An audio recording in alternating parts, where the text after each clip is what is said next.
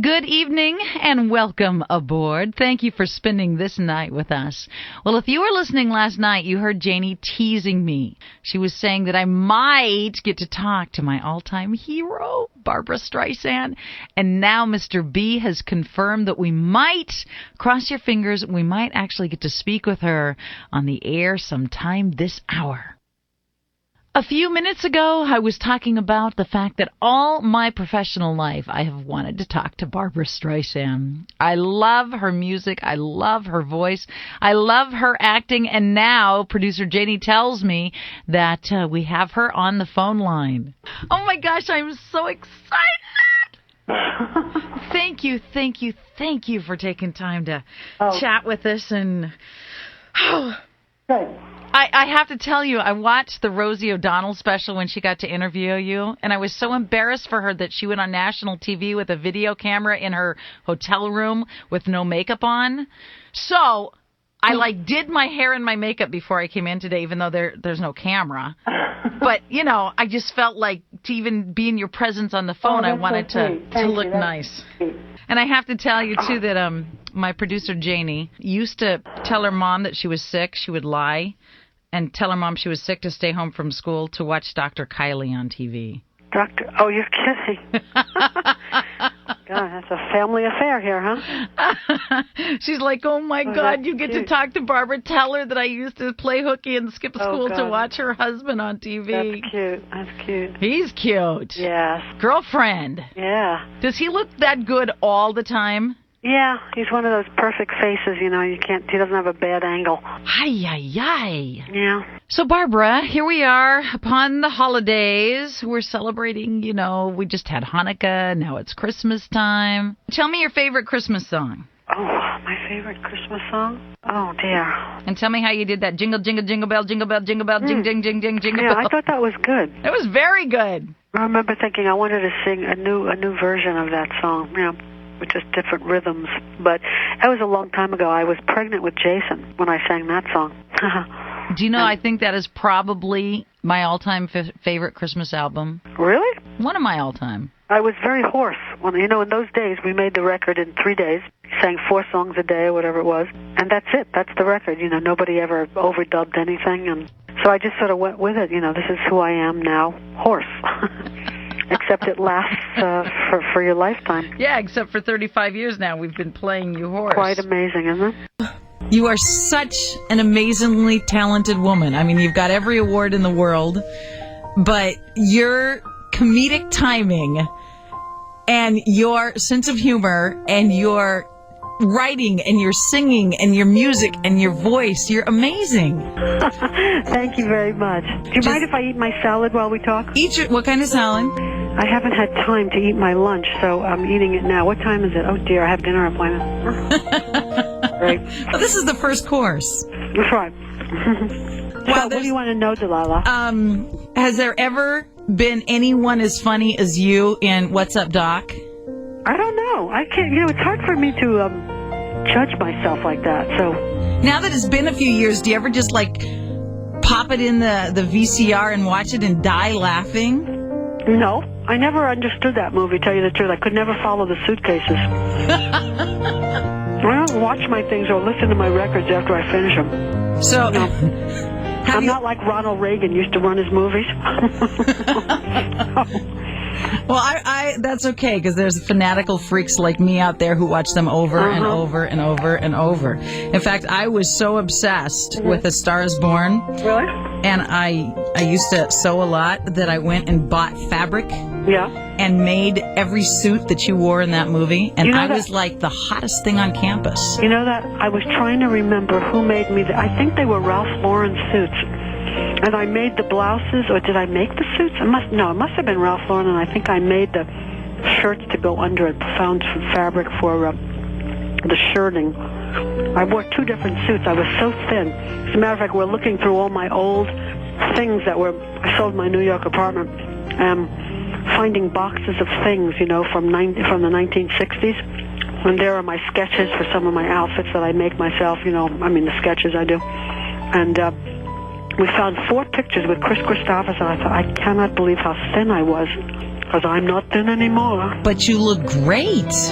Well, you look gorgeous. In fact, I told my sister, I called her tonight. She just lives a mile from me, and she's your second biggest fan. I said, Deanna, I finally get to talk to Barbra Streisand. I might as well give up radio because this is like the ultimate interview of my life. And she goes, I said, what do you want me to ask her? She goes, ask her how it is that as you and I get older, we look worse. And as she gets older, she looks better. And I said, well, that's easy. James Brolin, hello. Well, that's not true. I'm not going to give him credit for why I look better.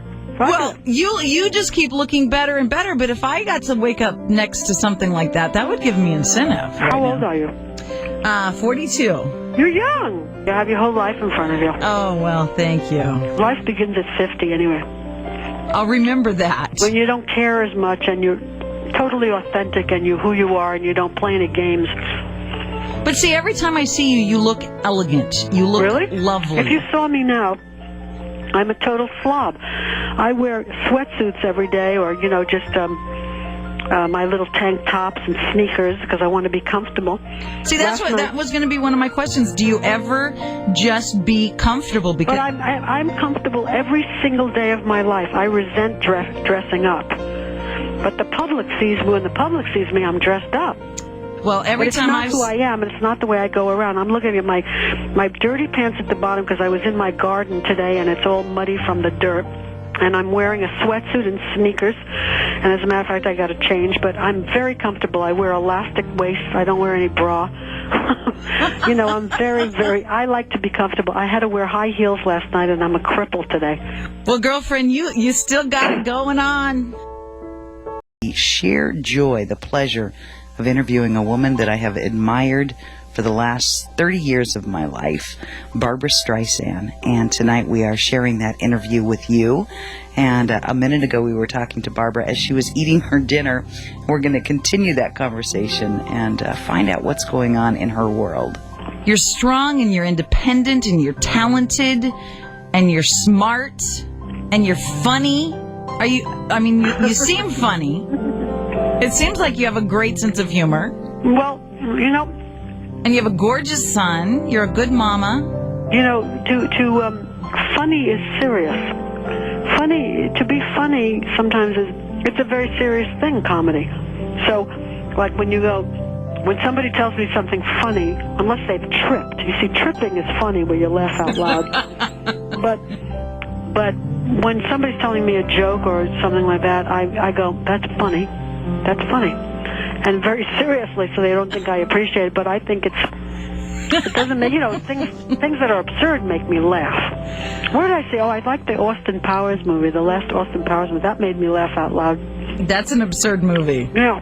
I can't think of the last movie My Big Fat Greek Wedding. I like that, too. I laughed so hard that people were like getting up in the theater and moving. It was very good. And when I really want to laugh, I either get out It's a Mad, Mad, Mad, Mad World, or I get out What's Up, Doc? Really? I pop them in the VCR. Those two movies, I've seen them and Noises Off. I don't know if you've ever seen that. Those are the three movies that no matter what's going on in my life, if I put them in and just slob out on the couch in my sweat, I will laugh until I laugh myself stupid. It's funny because you always see me elegant, but I was thinking, like yesterday, I had to meet tree people. They sell trees. I'm very much into my garden. I think to myself, when they came in my driveway, I'm wearing a baggy T-shirt. My hair is a mess. No makeup.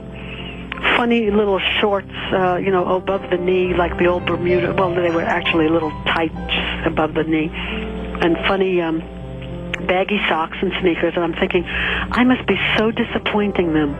They're expecting to see some glamorous, movie star, right? And I look, just like you want to look. You want to feel comfortable. Well, good for you. Yeah. That makes me happy. Oh, yeah, that's the truth. That makes me happy to know that you're as real as a heart attack. Oh, God. Yeah, unfortunately. Okay, so tell me about Josh Groban. When you did this song with him, did you record it in the studio with him? No, the funny part about Josh Groban's song is I recorded it a while ago before he got famous. And he was a substitution for Andrea Bocelli. In other words, Linda and my friend David Foster had written this song for me and Bocelli. And he had two voices to play from this kid. He was like, what is he now? He's 21 now, I think. So he was like 19 years old. I never heard of him, but he had a really nice voice, so he did the part that Pacelli was going to sing. Isn't that funny? That's funny. And then he all of a sudden became very hot with the Ally McBeal, and David always believed in him. And wasn't it David that found him when he was like 17? Yeah. He played two different voices for me, a different kid who was Italian, and I picked Josh. We did like duets together. Isn't that funny? Well, he was here in the studio a couple of weeks ago, and he's just this cute little kid. Yeah. He's as cute as a button, but he's a baby. Right. And then he opens his voice, and out comes that voice. I know. Which duet did you like better, the Groban one or the Mala one? Yes. You can't say? No, yes, I like them both better because I love them both. You like them both? I love them both. I was surprised that my voice surprised me that it was so clear. I was actually very happy about that. Because sometimes you think as you get older, your voice is going to disappear. Well, since I can't... And I thought my voice sounded really good on these records. Your voice sounds wonderful. Especially the latest one that I just did with Barry. We're talking with Barbra Streisand about her recording career and about her new beautiful CD called Duets. And this is one of the singles off that with Barry Manilow called I Won't Be the One to Let Go. We're going to stop the interview here for just a moment to let Barbra Streisand have a little bit more of her salad, and we'll be back to talk to her about her life, her love, her gorgeous husband, and her music. You're listening to Delilah.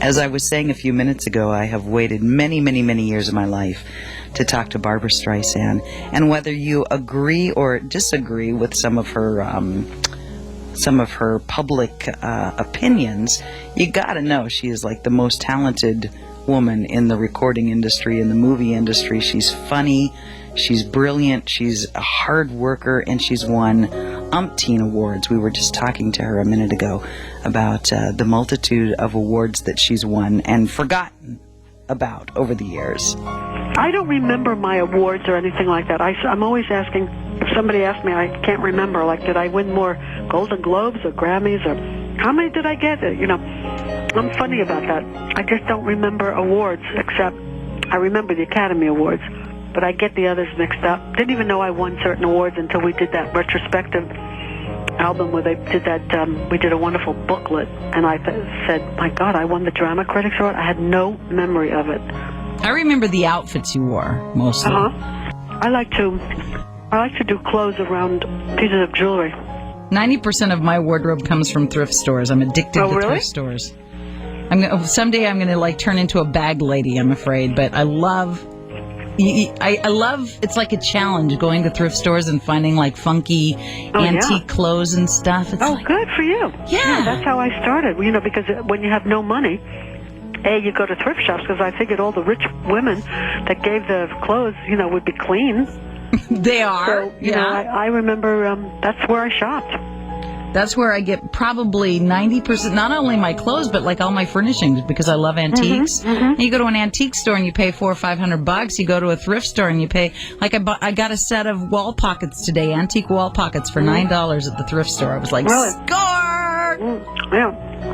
I found some of my greatest possessions, like antique fur coats from the 30s, with the beautiful embroidered linings for like $10, And you feel like, wow, not only do I look great and is this awesome, but it was $10. Yeah, it's really fun to find stuff like that. Do you have a hard time, like if you went out to my local Goodwill, would people mob you? I don't think they would mob me, but I remember going to the Pasadena flea market once, and I thought I would do an experiment, and that is think of myself as nobody. Like I'm nobody famous, and I'm just Barbara Joan. And nobody looked at me, I swear to God, for an hour. And then I said, wow, isn't that great? Nobody's looking at me. And all of a sudden, I broke the spell of it. And everybody started staring at me and coming over to me.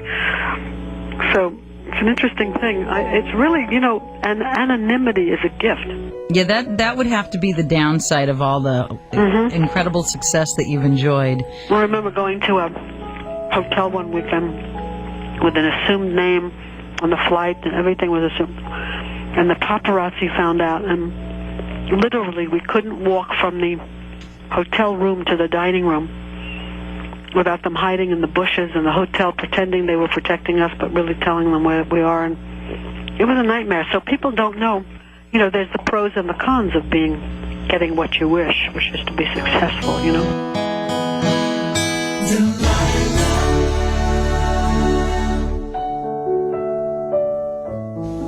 It seems like all the interviews I've seen on television with Barbra Streisand, they talk about music and politics and this and that and the other.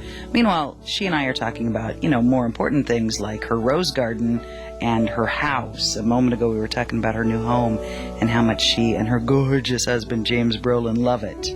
Let's continue that conversation. I've searched for my house for 25 years, and it's my dream house, and we overlook the ocean.